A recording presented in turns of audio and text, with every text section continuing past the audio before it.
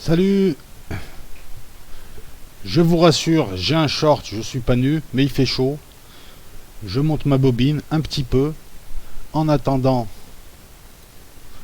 d'aller chercher les images qui vont illustrer la vidéo d'aujourd'hui. Alors, je remercie, je crois que c'est Anouk Timberwolf, il me semble, mais je ne suis pas sûr, donc je rectifierai, qui m'a posé une excellente question. Est-ce que je vous ai dit que l'essentiel du public était excellent, parce qu'il faisait avancer, il posait des bonnes questions, il me faisait travailler des méninges et que c'était pas démagogique? Bah, je vous le dis là. Lorsque j'ai évoqué la Turquie en fait, lorsque j'ai évoqué les armements, les pays qui avaient une industrie de l'armement, j'avais fait des liens, j'avais fait des divisions, tout ça, j'avais évoqué le fait que la Chine, grosse puissance, intrinsèquement parlant, hein, je veux dire 1,6 milliard, 5000 ans de civilisation, tout ça, donc voilà, la Chine, t'es obligé de la cité, elle fait partie de la cité, ouais, elle fait partie des incontournables. Donc, ouais, je vais vous mettre l'avion. Non, mais ma tête c'est bien, mais bon, l'avion c'est mieux. Tiens, on va se mettre comme ça. J'ai dit que la Chine était en deuxième division. Enfin, qu'il y avait le club élite, qu'il y avait une division en dessous, et j'ai mis la Chine avec l'Inde, la Turquie. Et beaucoup ont dû être surpris, même si j'avais précisé pourquoi, en expliquant que la Chine ne maîtrisait pas tout. Alors, Anouk Timberwolf m'a envoyé un lien dans lequel on a, tu me dis, hein, si tu me dis si je dis une connerie, hein, on a un responsable du Pentagone, il me semble, je fais ça de tête, hein, qui déclare que les avions chinois, et notamment le Chengdu J-20, et celui dont on va parler aussi, je regarde mes notes. T'es où, Kirikou? Je regarde mes notes, j'essaie quand même d'être précis, hein, au dépend de la fluidité. Ah, le J-31, Gir Falcon, qui est développé en même temps. Alors on va vous les mettre, on va en parler. Donc ce responsable-là disait, ces avions-là sont des avions de 5e génération, la Chine nous fait flipper, tatati, tatata. Et donc elle s'interrogeait sur ce que je disais moi, à savoir que la Chine ne maîtrisait pas encore cet aspect-là. La 5e génération, qui est juste une dénomination commerciale décidée par les Américains. C'est un standard décidé par les Américains. Si tu as telle chose sur ton avion, s'il peut faire telle chose, il fait partie de la 5e génération. Sinon, c'est une 4e ou une 4++. Le problème, c'est que lorsqu'on regarde, le F-35 n'est pas dans la 5e génération. Si on reprend leur nomenclature, le Rafale est beaucoup plus proche de l'appellation 5e génération que le F-35. Pour ce qui est des Chinois, ce ne sont clairement pas des avions de 5e génération, mais ce ne sont pas des avions de 4e génération non plus. Alors, je vous demande un instant, je vais vous mettre aussi le Gir Falcon.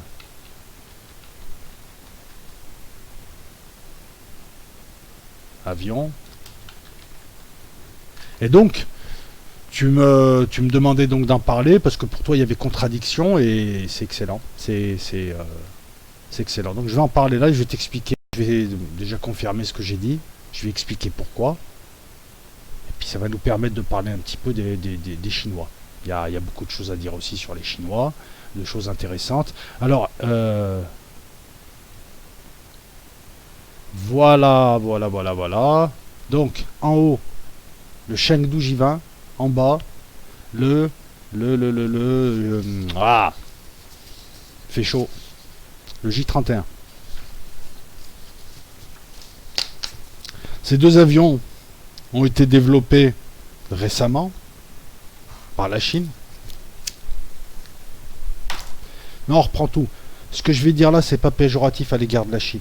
La Chine fait partie de ces puissances qui a fait un énorme bond. La Chine est numéro 1 pour ce qui est de la marge de progression. Entre les années 50 et les délires de Mao, 56, le grand bond en arrière, j'ai envie de dire, même si c'était en avant, et la révolution culturelle dans les années 60, Mao, comme seuls peuvent le faire les dirigeants ubuesques et malades, a détruit son peuple, lui a fait prendre 30 ans de retard. Les Chinois ont fait un putain, je m'excuse du terme, de bond en avant. Mais ils ne peuvent pas maîtriser toutes les technologies de pointe. Donc si tu veux, ils peuvent envoyer des satellites, ils peuvent envoyer lapin jet sur la Lune, c'est énorme technologiquement, ils peuvent détruire des satellites, mais ils ne maîtrisent pas les technologies de porte-avions et ils ne maîtrisent pas l'aviation, notamment les moteurs.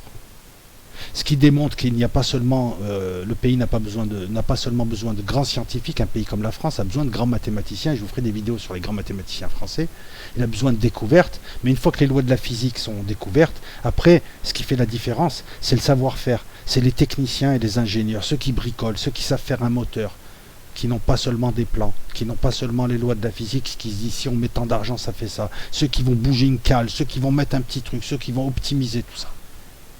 Donc il est normal que la Chine ne puisse pas être à la pointe de tout, sachant déjà qu'elle est à la pointe de beaucoup de choses. Il fallait le souligner que c'est une civilisation. D'autant que les Chinois ont une base saine, puisqu'ils ont une base de gens motivés par un idéal. Il n'y a aucun jugement, je constate. Travailleurs, une base de gens à fort QI, très intelligents, volontaires. Donc pour eux, tous ces retards-là, pour eux, c'est juste une histoire de temps. Ces deux avions ont été développés, voilà, je vais revenir sur l'aviation. Donc effectivement, les Chinois, question flotte navale, ils sont en train d'essayer de monter leur porte-avions, un savoir-faire pour ce qui est des porte-avions. C'est là où on voit que la France est balèze, avec ses 64 millions d'habitants. Parce que le français, il fait des moteurs depuis tout le temps. À chaque génération d'avions, le français, il est pionnier en aviation, il est pionnier en char, il est pionnier en porte-avions, il est pionnier en tout. Et ils sont 12 les Français. Et ils n'ont pas un rond. Et ils sont obligés de se débrouiller. Avec beaucoup de gens qui ne les aiment pas, qui essayent d'eux. C'est à ça qu'on voit. C'est pas que la Chine est faible, la Chine a fait un super bond, c'est que on vit dans un pays qui est quand même exceptionnel sur ce plan-là. Et les faits le montrent. Puisque les autres sont tellement en retard. Tu vois, un pays comme la Chine est encore en retard par rapport à la France sur tout un tas de domaines. C'est pas que la Chine est mauvais, c'est que là on est avec des coureurs de fond qui sont à fond, et ça fait des siècles qu'ils sont à fond. Voilà, je voulais le souligner. Ces deux avions-là ont été développés, donc le Gyrfalcon ou le Chengdu J-20. Je vais dire le J-20 et le J-31, ça va être plus simple. Je m'excuse, ça va être plus simple pour moi. Donc ils ont été développés un petit peu à la manière du F-15, du F-16 dans les années 70. Un chasseur lourd, un chasseur léger. Et avant de rentrer dans le détail, donc moi je vais expliquer. Donc voilà, les Chinois ne maîtrisent pas. D'abord, ce ne sont pas des avions furtifs. En second lieu, les Chinois ne mettent pas ce ne sont pas des moteurs chinois. Les Chinois commencent à construire des moteurs, mais n'ont pas encore le savoir-faire et l'expérience pour construire des moteurs aussi pointus. Alors ils mettent des moteurs russes. C'est des Saturnes sur le Chengdu. Ça fait des années qu'ils disent qu'ils vont mettre un moteur chinois. Il y a des avions qui ont des moteurs chinois. Certains de leurs avions. C'est l'objectif pour eux, comme les Turcs aussi. Les Turcs ont des moteurs General Electric. Ils vont petit à petit faire des moteurs turcs qui leur ressemblent, et puis petit à petit maîtriser. Puis un jour ou l'autre, ils vont faire leur propre moteur, avec leurs propres petites feintes, leurs propres petits trucs, leurs propres petits bricolages. C'est ce que font les Chinois, mais pour l'instant, ils sont en retard là-dessus. Les moteurs sont russes. L'électronique, comme je vous l'ai dit, c'est un secteur stratégique. Tout ce qui est secteur de tout ce qui est processeur, tout ce qui est électronique de pointe, est dominé par les USA et les Israéliens en général et les Russes. Les Chinois, par exemple, lorsqu'ils te font des supercalculateurs qui battent des records mondiaux, ils utilisent des puces Intel, qui mettent 2 à 2 et ils te font ce qu'on appelle des superclusters, et ils te disent on a créé un super grand calculateur. Tout ça c'est pour la flamme. Mais c'est pas une critique, parce que c'est une attitude normale de gens qui sont là et qui montent. Mais ces deux avions, voilà, ne sont ni furtifs, c'est pas moi qui le dis, c'est les spécialistes, c'est les lois de la physique. L'autre avec ses plans canards ne semble pas très maniable, donc je pense que c'est un chasseur lourd, intercepteur, et que celui du bas ressemble plus au F-16, et là pour les combats, mais ils ne sont pas furtifs. Ils ont une surface équivalente radar, réduite certes, mais ils ne sont pas furtifs, ils ne maîtrisent pas ces technologies. L'infrarouge des moteurs, tout un tas de choses. Ce n'est pas moi qui le dis, ce sont tout un tas de spécialistes qui doutent de leur furtivité, donc ce ne sont pas des avions de 5e génération, et voilà pourquoi la Chine ne peut pas être mise sur un pied d'égalité avec les USA, la France, Israël. Je peux même mettre l'Angleterre là-dessus en matière d'avions, ou la Russie, il y a MiG, il y a Soyouz, il y a Tupolev, il y a Ilyushin, il y a des moteurs. Et eux aussi ont démarré comme ça, ils ont imité des moteurs Rolls-Royce, mais tu as des moteurs Klimov, je crois que tu as des Kuznetsov ou je ne sais quoi, tu as les Pratt & Whitney américains qui sont très bons, tu as la Stekma qui te fait des moteurs. C'est pas que des plans, tout ça, voilà. Donc, par contre, ce sont d'excellents avions. Moi, je pense que c'est des avions chinois, c'est-à-dire un avion fait pour être fait en grande quantité, qui sera un chasseur pas à usage unique, mais enfin en combat ils vont faire 4000, 5000 J-31, c'est des chasseurs qui vont aller faire la bagarre, et les autres sont plus des chasseurs lourds qui iront avec eux faire la bagarre certes, mais pour intercepter, taper, bombarder, etc. C'est sûrement de très bons avions, mais c'est pas des avions de 5e génération, et la Chine, dans ses secteurs de pointe, l'électronique, l'avionique, la missilerie, commence à faire ses propres trucs, mais encore loin des autres, comme l'Inde d'ailleurs. La Chine fait son avion, commence à faire ses avions. Enfin, ils avaient d'autres avions, hein, parce qu'ils ont des avions. Les Pakistanais achètent des avions chinois. Lors du récent affrontement aérien entre le Pakistan et l'Inde, il y a eu des avions, des J-17 chinois. Donc ça fait très longtemps que les Chinois font des avions, mais ils ne les font pas pareil que les Français. Le but pour eux, c'est de faire des avions en grand nombre, former des pilotes vite fait et assurer par le nombre la suprématie aérienne.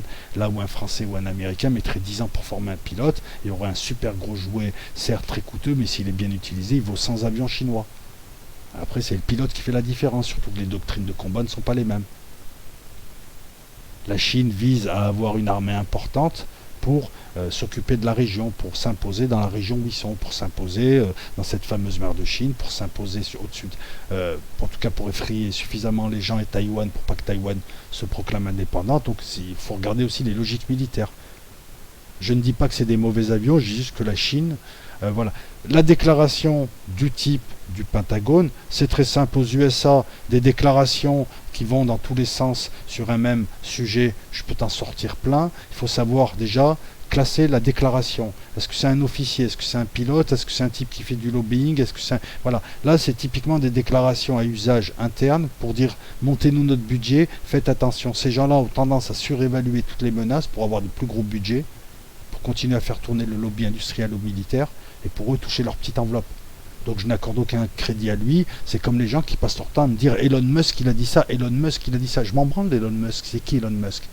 Si Elon Musk parle de business, de monter des trucs comme PayPal, je l'écoute. Mais Elon Musk, j'en ai rien à foutre en politique, j'en ai rien à foutre quand Elon Musk me parle de science. Parce que ça c'est de l'idolâtrie, c'est un principe d'autorité. Ben là c'est pareil. Moi, ce que je vois en tout cas, c'est que tous les spécialistes d'aéronautique, sans critiquer la Chine, te disent que ce ne sont pas des avions de 5e génération, que c'est de la com interne, c'est quand même des bons avions, c'est des avions qui vont poser problème, mais on ne connaît pas encore leur potentiel. Le plus gros, le Chengdu, celui qui est en haut, est quand même moins maniable que celui du bas. Hein. Je te dis, on a la configuration F-15, F-16, même si le Chengdu imite, le devant est une imitation du F-22, et le derrière, tu vois, ils sont encore au stade d'imiter. Les Russes, par exemple, en matière d'avion, font leurs propres avions et leurs propres moteurs. Ils ont leur propre manière de concevoir la chose. Les Français, c'est pareil. Les Chinois imitent. Les Chinois passent leur temps à imiter des... Voilà, l'arrière, c'est le MiG 141. Les Chinois passent leur temps à imiter des Sukhoi. Le Sukhoi 27 Flankers. Et d'ailleurs, les Russes en ont marre. Les Chinois s'approchent, leur achètent une petite quantité d'un truc, leur disent ouais, on va vous en acheter beaucoup plus tard. Finalement, ils leur achètent plus rien et tu t'aperçois quelques années après, ils te sortent leurs avions. Leurs avions chinois, c'est des imitations de Sukhoi. Et là, comme je te le dis, c'est plutôt des imitations de F-22, F-35. Mais je pense que même, je veux dire, nous ne saurons rien de cet avion tant qu'il ne combat pas. Mais en tout cas, en matière de furtivité, c'est clair qu'il n'en a pas. Il n'est pas furtif. Il a juste une surface radar réduite et encore sous réserve parce qu'il y a quelques détails qui intéressent les spécialistes. Comme je ne vais pas faire le malin et de sortir un texte de spécialiste et de parler d'Apex, de parler de sortie de tuyère et de cette chaleur qui est dégagée, comment on peut la disséminer, de certaines formes comme un bizarroïde qui font que la furtivité est difficile. C'est pas la furtivité d'eux. Après, moi je comprends les Chinois, hein, ils font ça aussi, c'est pour booster leur... C'est à usage interne et à usage externe pour dire aux gens, regardez, on est là, hein, on était en retard avant, avec Mao on était des paysans en pyjama, hein, on bouffait du riz, on était juste plein et tout le monde se foutait de notre gueule, maintenant on fait des avions, on est motivé, on fait peur à tout le monde. Donc ils ont raison, puis ils disent à leur population, regardez, en 25 ans, vous avez mis votre argent.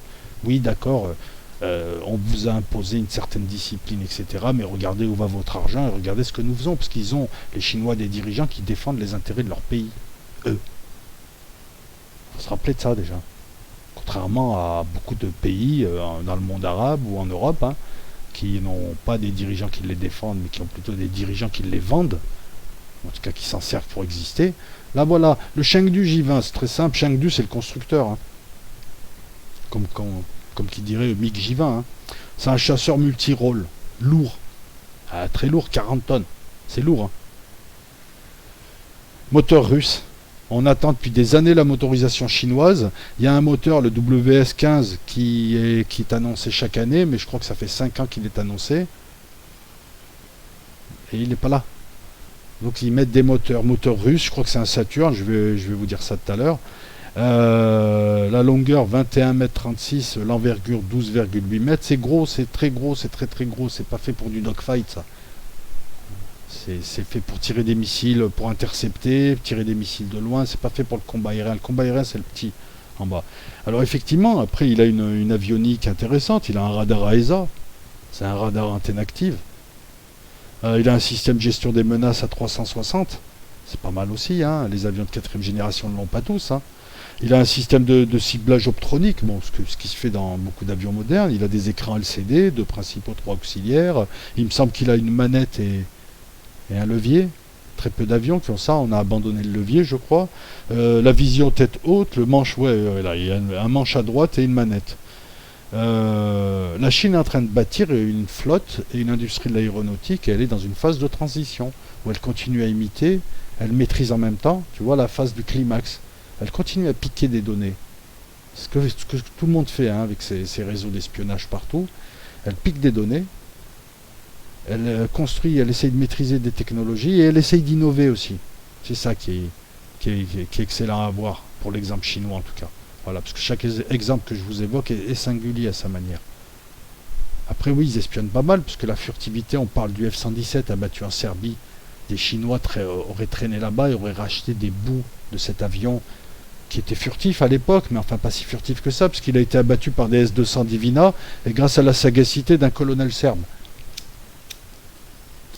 Et au renseignement des gens qui étaient aviano aussi, qui connaissaient les trajectoires et qui les voyaient faire, hein. L'avion faisait toujours le même trajet, donc au bout d'un moment on a pu plus ou moins l'abattre de missiles.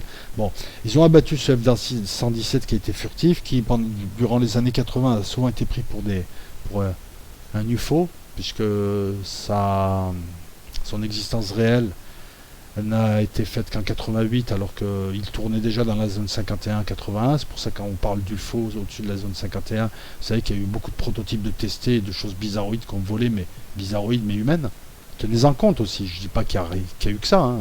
Attention. Hein. Et donc c'est cet avion abattu, ce F-117 abattu, qui aurait procuré un petit peu d'informations, notamment quant à la composition de la peinture, hein, ce qui permet la furtivité, hein, qui permet d'atténuer pas mal et d'absorber pas mal d'ondes radar arrivées des radars. Et la forme, en principe, permet ensuite de les diffuser un peu partout et de faire baisser la furtivité radar. On parle de furtivité radar, bien évidemment, même si les couleurs d'avion participent aussi à la furtivité passive en essayant de ressembler au ciel ou autre. C'est très dur. Moi, j'ai tiré au canon de 40 sur des cibles tractées par des avions qui symbolisaient des avions. Je peux vous dire que c'est difficile, ça fait très très mal aux yeux, parce qu'en plus, dans le ciel, t'as pas de repère. Il faut porter des lunettes de soleil et puis au bout de 2 heures, tu as mal aux yeux, tu es fatigué. C'est des petits points, tu as du mal à le voir, tu ne le vois plus. Faut pas trop le fixer longtemps, etc. Ceux qui ont été artilleurs dans l'anti-aérien, par exemple, parce que le canon de 40 est l'exemple, exprimez-vous si vous avez envie là-dessus. Donc le Chengdu, c'est un gros truc dont le revêtement, comme celui du bas, semble être dérivé de ce qu'on a trouvé sur le F-117. Mais c'est de bonne guerre, tout le monde a fait ça. La motorisation chinoise, ce fameux moteur WS15 attendu, ça reste une copie des moteurs Klimov russes.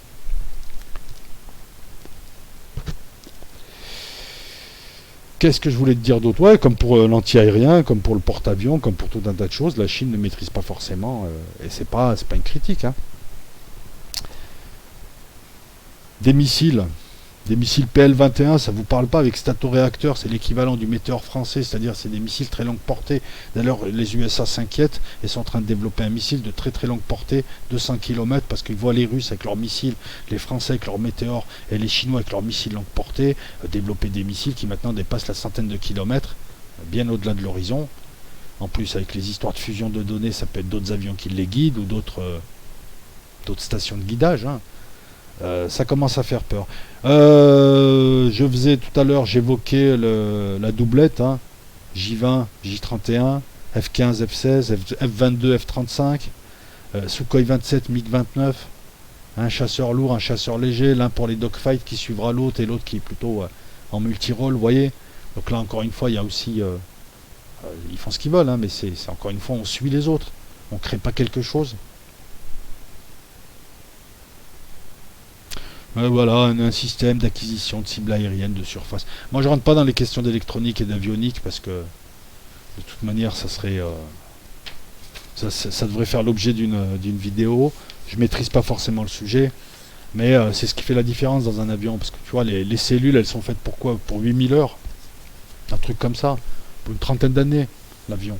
La cellule après, bon, elle peut être mise sous cocon de temps en temps quand on s'en sert pas pour la préserver. Il faut tenir compte de ça, hein, pour la résistance des matériaux, parce que tous ces matériaux-là sont, comment dire ça, on les pousse à l'extrême, hein, donc il faut tenir compte de ça. Mais ce qui compte, c'est ce que tu mets dedans. Regardez le F-16, c'est un appareil des années... non, mais regardez le B-52, il date des années 50, mais on est d'accord que les cellules sont nouvelles.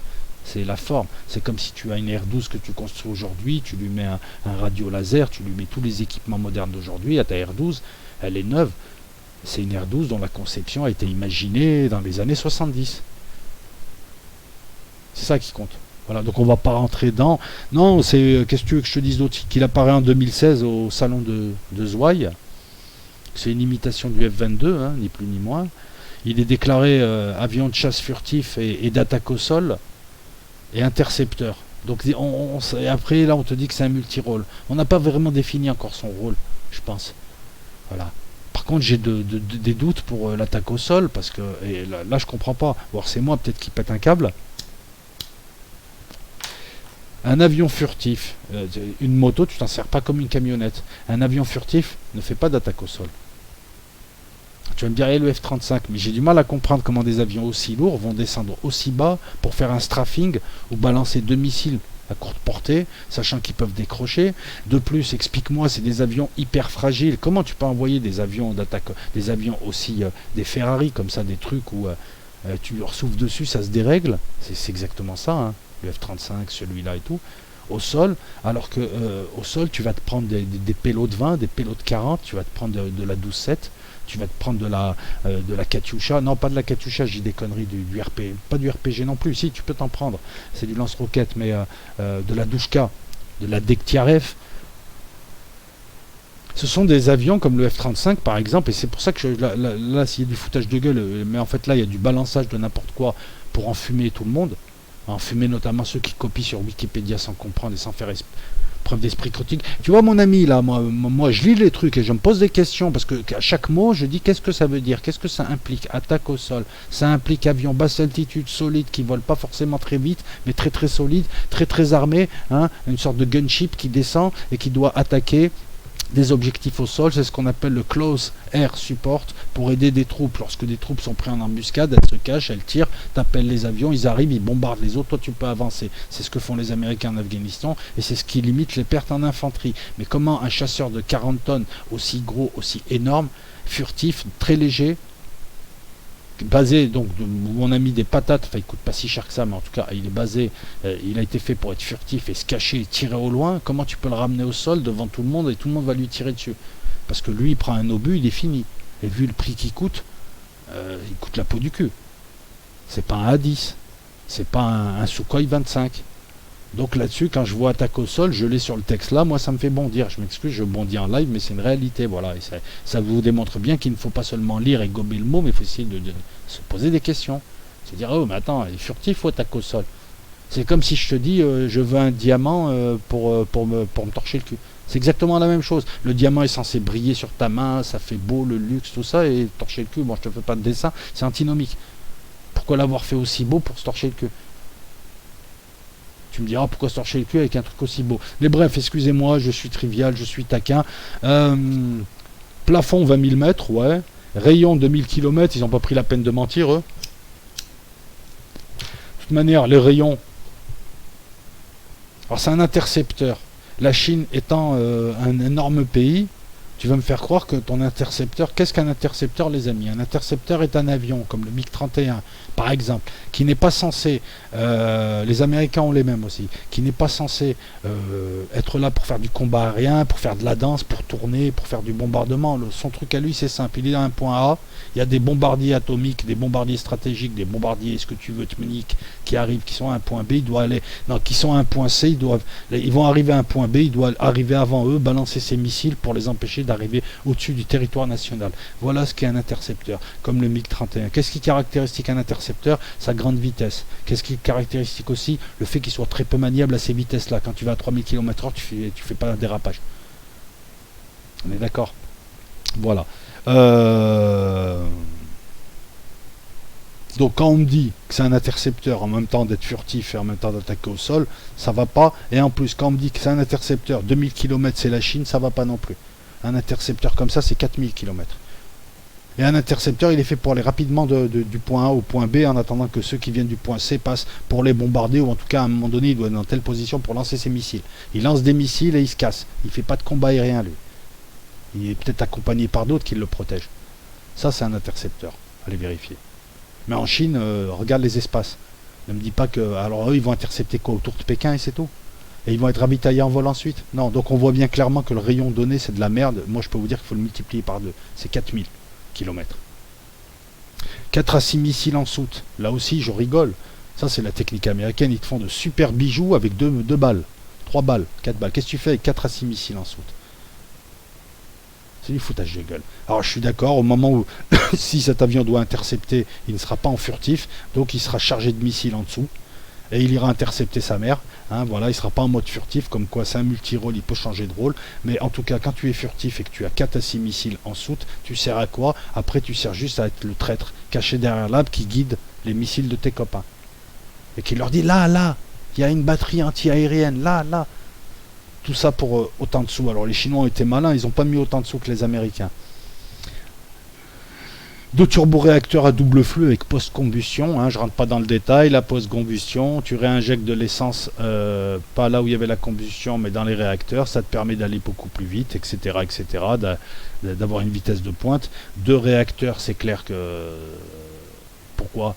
Parce que c'est des grands espaces, encore une fois ça confirme ce que je te dis depuis tout à l'heure. Il suffit de prendre une carte pour voir la taille de la Chine. Donc des grands espaces, ça suppose d'avoir 2 réacteurs, parce que s'il y en a un qui tombe en panne, avec l'autre tu peux atterrir quelque part. Tu as le temps d'atterrir quelque part, c'est très rare. Un réacteur qui se prend un oiseau, ça arrive. 2 réacteurs qui se prennent un oiseau lors de la même mission, c'est plus dur, ça s'appelle la poisse. Tu comprends? Le choix d'un mono ou d'un biréacteur dépend de la taille du pays, dépend si c'est ton aéronaval ou tes forces aériennes classiques qui commandent un avion, qui construisent le cahier des charges, etc. Voilà. Moteur russe, Saturn AL 31F M2, provisoire, ça fait des années qu'il est provisoire. On me dit que c'est le moteur du Sukhoi 27. À vérifier. Il y a des WS-10 locaux qui sont mis au point, mais ils sont pas assez puissants pour ce genre d'avion. Et les WS-15 qui étaient des imitations de Klimov ne sont pas encore au point. Ils sont instables, comme on dit. Les compétences en matière de réacteur moteur, ça s'acquiert pas comme ça s'achète pas. Sinon, les Saoudiens, ils feraient des moteurs. C'est des trucs, c'est des données hyper secrètes, c'est de la physique, c'est des mathématiques. Il y a tout un tas de choses qui rentrent dedans, de la mécanique des fluides, il y a tout un tas de secrets de fabrication haute. Attends, voilà, là, l'espionnage n'a pas fait qu'espionner le renseignement militaire ou le renseignement tout court. Ne s'est pas consacré qu'à des renseignements politiques de vol ou à des plans de bataille. Hein. Le renseignement en matière d'avions, que ce soit des avions commerciaux ou pas, je peux vous dire que les services français, le service 7 de Leroy Finville, je peux dire qu'il en a vu des moteurs au salon du Bourget la nuit. Hein. Ils en ont fait des petits trucs. Hein, pour aller voir les moteurs russes et que l'aviation française gratte 10 ans sur les Russes, qui les avaient déjà, eux, imités avec le Concorde. Tu vois, comme quoi, en plus, on a le cas où la France a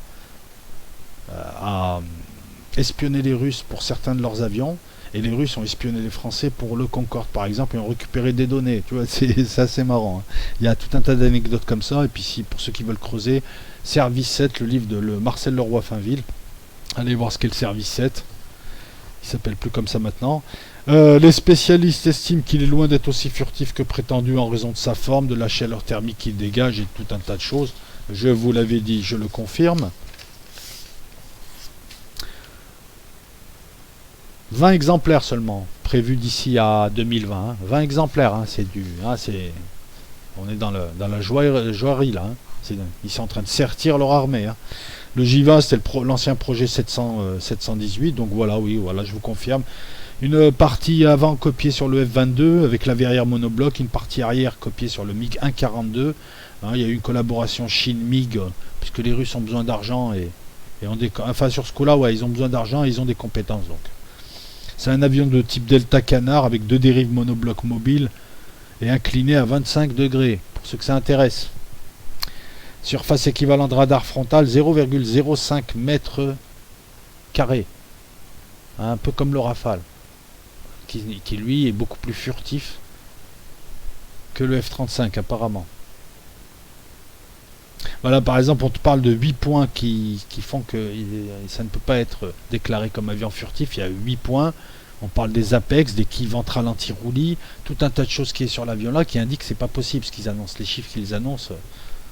Après, tu peux pas vérifier parce que ce type d'avion là, lorsqu'ils viennent par exemple au Bourget ou ailleurs, c'est comme les avions américains, on met une certaine lentille qui grossit la surface équivalente radar de manière à ce que tu ne saches pas véritablement sa furtivité. Les F-22 l'utilisent. C'est un nom particulier, je crois que c'est une lentille de freinée. Je suis pas sûr. C'est une lentille qui augmente la visibilité radar de l'avion. Comme ça, personne ne sait à quel point tu peux le rendre furtif. Eh ben, c'est utilisé lorsque de tels avions vont au Bourget ou dans des salons d'aéronautique. Déjà, je peux te dire que la nuit, c'est hyper surveillé. Maintenant, c'est beaucoup plus compliqué de les espionner. Tu ne les approches pas comme ça. C'est blindé, enfin, c'est blindé tout un tas de choses. Certains même voilent une partie de leurs atours. Et pour avoir une surface équivalente radar, tu peux pas parce qu'ils mettent tous des lentilles de freinée. Ouais, c'est des lentilles de freinée, j'irai voir et je vous confirmerai en descriptif. 3 soutes, une grande et 2 petites, plus 4 points d'emport à l'extérieur. Donc en matière d'interception, je le trouve léger puisque si je regarde bien, ça ferait à peu près 7 missiles quoi. Des intercepteurs, en général, c'est 14 points d'emport quoi. T'es 14 trucs à lancer quoi. Aucun canon. C'est pareil là.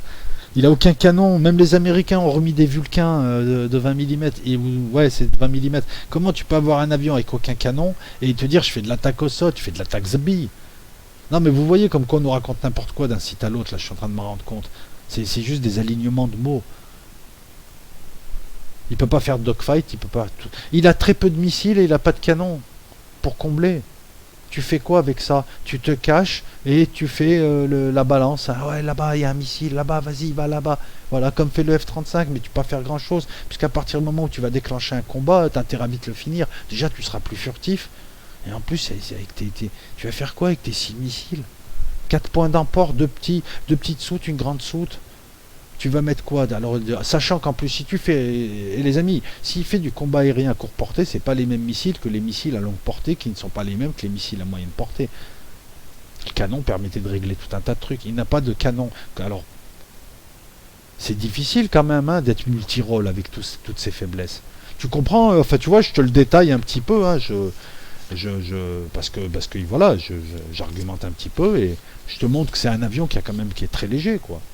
Qui est tout sauf 5e génération. Il n'est pas éprouvé au combat, on ne connaît rien de la qualité des pilotes chinois. On connaît la qualité des pilotes russes, israéliens, à l'époque égyptiens et autres, qui avaient des bons pilotes aussi, américains, français, mais on ne connaît pas la valeur des pilotes chinois.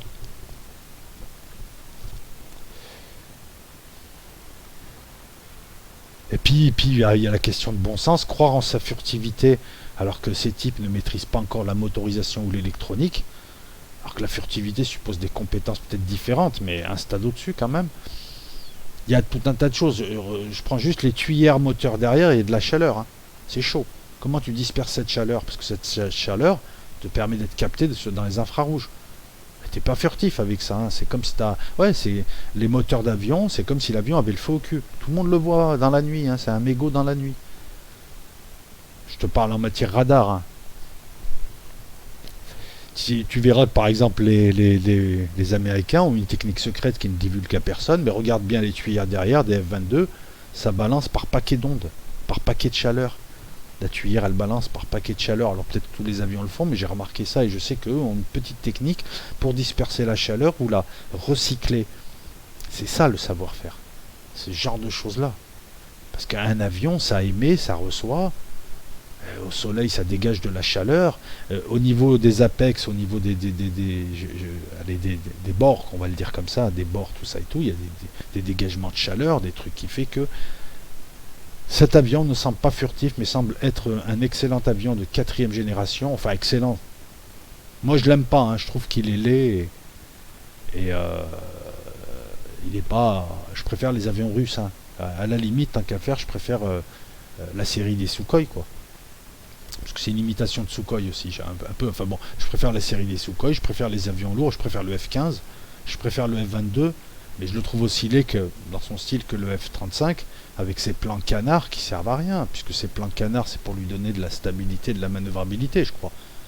En cas de combat aérien, il va pas en faire. Le mec, il veut tout faire et il a rien pour faire. Il a 2 missiles et demi, un lance-pierre, et on me dit que c'est un intercepteur, avec un rayon de 2000 km, si j'en crois leur truc. Il est gros comme une patate, il a pas de canon, il a des. Et on veut te faire croire avec ses plans canards qu'il va faire du dogfight. Il est énorme, c'est un éléphant, on se demande comment il tient, en plus c'est même pas ses moteurs, et il veut faire de l'attaque au sol, alors qu'il est fin en plus, hein. Je veux dire, il prend une balle, c'est fini, hein. Les mecs, d'un regard, ils te le tombent, hein. Un regard, ils se désagrègent. Donc, c'est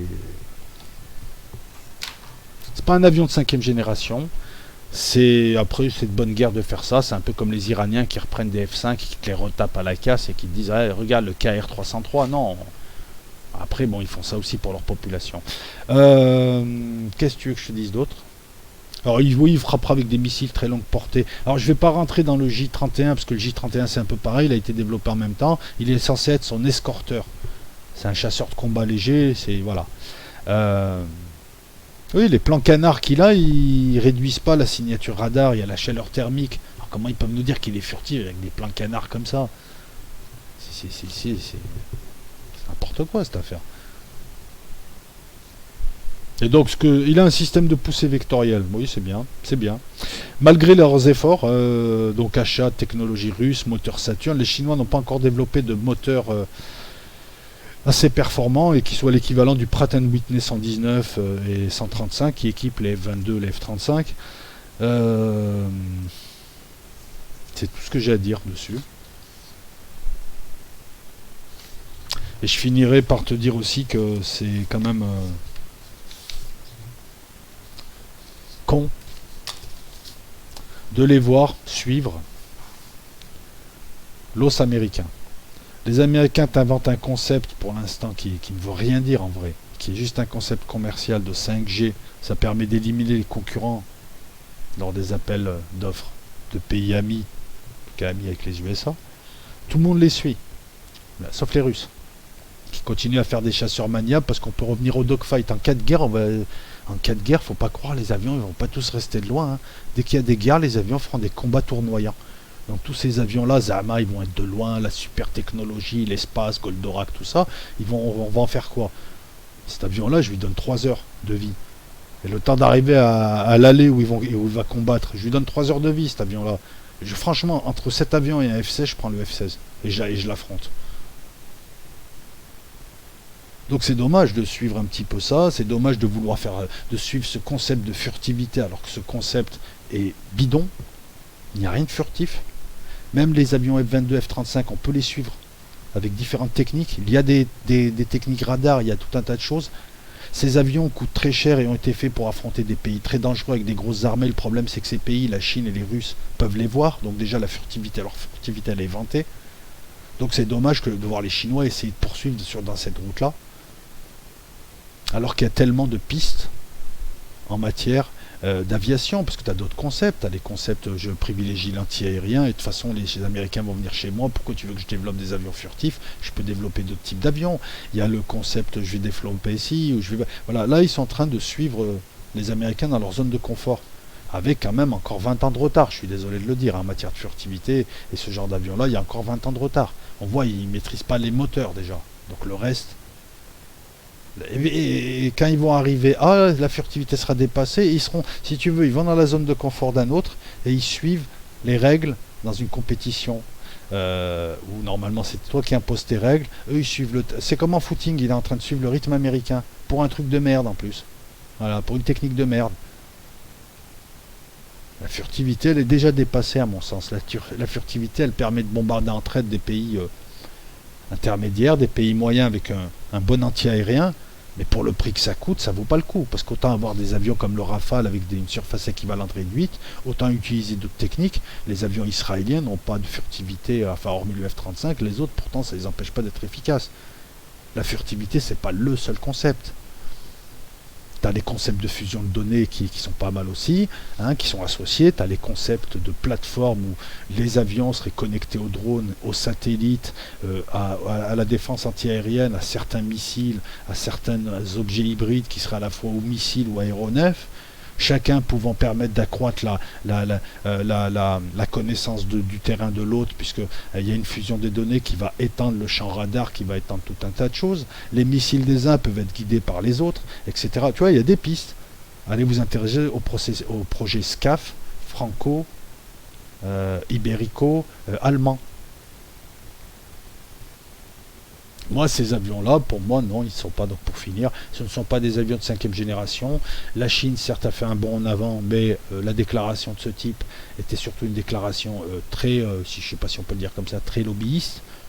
Continuer à surévaluer les menaces adverses pour obtenir de plus en plus de crédit et maintenir sous tension le peuple américain qui a toujours besoin d'un ennemi extérieur pour rester soudé, sinon ils se bouffent la gueule entre eux, puisqu'on n'a pas un pays, on a quand même une mosaïque de communautés, de classes sociales.